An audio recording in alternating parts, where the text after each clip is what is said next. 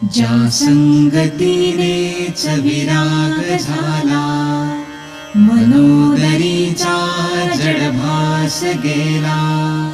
साक्षात परात्मा मज भेटविला, विसरू कसा मी गुरुपादुकाला. सद्योग पंथे घरी आणिले, अंगेची माते परब्रह्म केले.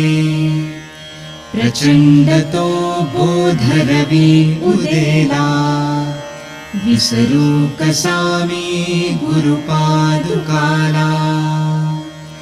चराचरी व्यापकता जयाची, अखंड भेटी मजला तयाची.